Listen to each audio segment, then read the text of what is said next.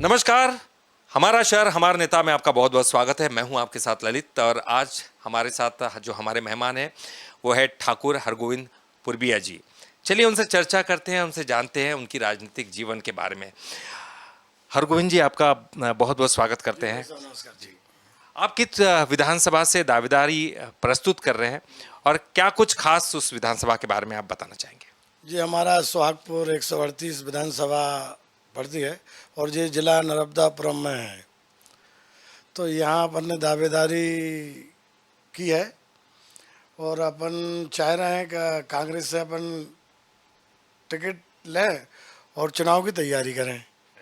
Sir, आपकी राजनीतिक सक्रियता क्या है? आप किन जिम्मेदारियों को निर्वाह कर रहे हैं अभी? मैं कांग्रेस का निष्ठावान कार्यकर्ता हूँ और 1993-94 से पार्टी में कार्य कर रहा हूँ और मेरी जब नई युवा थी उम्र थी, जब से 93-94 से मैं पार्टी का कार्य कर रहा हूँ। जो भी पार्टी का फंक्शन रहता है या कोई भी मीटिंग रहती है या पार्टी के नेता आते हैं या कहीं कैंप लगता है, उसमें मेरा पूरा सहयोग रहता है और पूरी तरह मैं कार्य करता हूँ। आप सुहागपुर विधानसभा क्षेत्र से प्रमुख दावेदार के रूप में अपने आप को कैसे पाते हैं?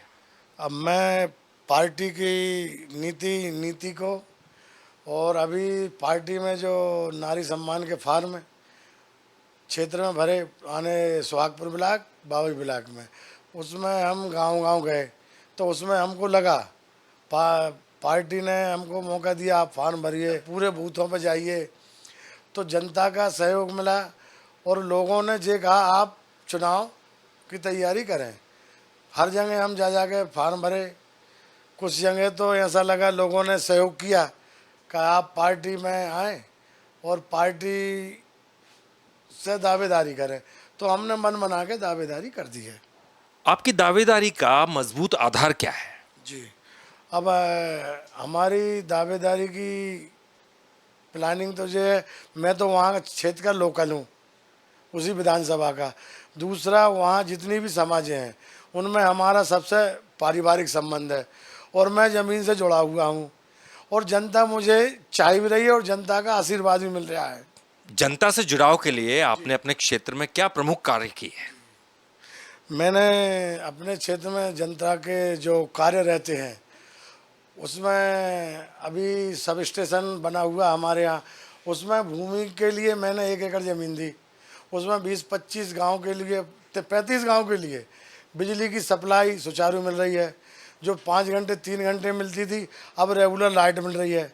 उसके बाद अभी मैंने फरवरी में 1.25 करोड़ शिवलिंग का एक कार्यक्रम रखा। वो पूरी जनता, पूरे क्षेत्र की पब्लिक आई और सभी जनता जनार्दन ने वहाँ धर्मराज अर्पित किया।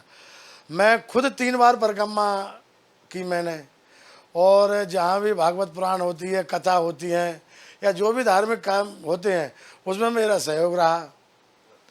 सर, आपके विधानसभा क्षेत्र के क्या प्रमुख मुद्दे हैं? अब हमारी विधानसभा क्षेत्र 138 सुहागपुर में एक तो रोजगार की कमी है। रोजगार के साथ साथ अभी जो इसी महीने में मूंग खरीदी हुई उसका पेमेंट आज भी नहीं आया, 3-3 महीने होगा, 4-4 महीने। दूसरा, खाद की इतनी कमी रहती है हमारे क्षेत्र में। जब भी हम बोनी करते हैं तो खाद मिलता है 10 दिन बाद या 20 दिन बाद या 4 दिन बाद, उसमें हमको बहुत प्रॉब्लम आती है। तो हमारे क्षेत्र में एक तो कृषि क्षेत्र है, तो हमारे मुद्दे ये रहेंगे, या तो हमको टाइम से खाद मिले, बीज मिल जाए, टाइम से बिजली मिल जाए, हमारे ये मुद्दे रहेंगे। अगर प्राथमिकताओं की बात करें तो ऐसे कौन से 4-5 कार्य हैं जो आपकी प्राथमिकताओं में शुमार हैं? अब हमारे यहाँ पहली प्राथमिकता तो जो रोड रह गए हैं जगह जगह देहात में, जो गांव से बड़े हाईवे रोड से जोड़ने को रह गए हैं, वो रोडों की प्राथमिकता रहेगी। दूसरा, हॉस्पिटल की पूरा प्रयास करेंगे, एक हॉस्पिटल बने उस क्षेत्र में। जो एक्सीडेंट होते हैं, एक्सीडेंट वाले लोग देर से जा पाते हैं तो उनको समय पर उपचार मिल जाए। दूसरी प्राथमिकता हमारी ये रहेगी कि हम क्षेत्र में ज़्यादा से ज़्यादा युवा वर्गों को रोजगार की व्यवस्था करें और उन्हीं से पूरा कार्य कराने की कोशिश करें। अगर हम बात करें मूलभूत सुविधाओं की, आपने कहा कि पानी और ये खास आप कह रहे हैं कि ये किसान क्षेत्र है आपका, तो वहाँ तो ज़्यादा ध्यान देने की ज़रूरत है। लेकिन मूलभूत सुविधाओं की बात करें, रोटी, कपड़ा, मकान, जो हम कहते हैं कि अक्सर जो है किसी भी चुनाव का मुख्य मुद्दा होता है। आपको क्या लगता है जो मूलभूत सुविधाएं हैं, सुहागपुर की दृष्टि से बात करें तो वहाँ कितनी हैं, कितनी कंप्लीट हैं, कितनों की ज़रूरत है और जिनको लेकर आपकी कोई योजना हो? नहीं, हमारी कांग्रेस पार्टी की और जो वहाँ वरिष्ठ लोग हैं, सभी लोगों की चिंता का विषय तो सबसे पहले ये शिक्षा सही चले। शिक्षा में बहुत ही पीछे है, मास्टर टाइम से नहीं जाते। 10 मास्टर चाहिए, वहाँ पता चला 2 मास्टर हैं। जहाँ 20 मास्टर हैं वहाँ 4 मास्टर हैं। अच्छा, जो थोड़ा सा मध्यम परिवार रहते हैं उनके यहाँ रोड नहीं है, वो उनको रोजगार करने के लिए दूर जाना पड़ता है, 25 किलोमीटर 50 किलोमीटर, या भोपाल या मंडीदीप या इंदौर जाना पड़ता है। तो एक कोई लघु उद्योग जो छोटा उद्योग रहता है वहाँ 200-500 लोग रोजगार मिल जाए, तो उस पर हमारा पूरा ध्यान और पूरी प्राथमिकता रहेगी कि एक उस क्षेत्र में हमारी विधानसभा में कोई भी रोजगार डलवाएंगे। ये पूरा प्रयास करेंगे जिससे नए युवा हैं उनको वहीं रोजगार मिल जाए, उनका डीजल बचेगा, रोटी बचेंगी, फैमिली के साथ रहेंगे, बच्चों के साथ रहेंगे, पढ़ाई लिखाई में उनका पैसा भी बचेगा। मान लो भोपाल आएगा या मंडीदीप में काम करेगा तो उसका आना ही जाना, बच्चों से फैमिली से दूर रहना, तो वो अशिक्षित रहते हैं, पढ़ा नहीं पाते। बिल्कुल, मैं उसी से जुड़ा हुआ एक सवाल पूछना चाहूँगा, क्योंकि आज का जो ज़माना है, क्योंकि नए हर चुनाव में नए जो है युवा जो वोटर्स भी जुड़ते जाते हैं। इस बार जो युवा वोटर्स जुड़ने वाले हैं खास तौर पर, उनके लिए आपने कोई खास योजनाएं बना रखी है और उनको किस तरह से संबोधित करेंगे, किस तरह से अपने साथ जोड़ेंगे? नहीं, अब नए युवा का तो ये रहेगा अपने साथ साथ, एक तो वो इतने अपने से जुड़े हुए हैं, पहले तो उनका क्रिकेट है, टूर्नामेंट है या कोई भी कार्यक्रम है उसमें वो अपने को करते हैं। और जब उनकी 18, 20, 25 साल की उम्र हुई तो उनको रोजगार चाहिए घर पे, तो रोजगार के लिए ये प्लानिंग करेंगे कि उनको पास रोजगार मिल जाए, फैक्ट्री में मिल जाए, या उनको जो सहयोग अपने से बनेगा उसके लिए अपन उनको आगे बढ़ाते रहेंगे।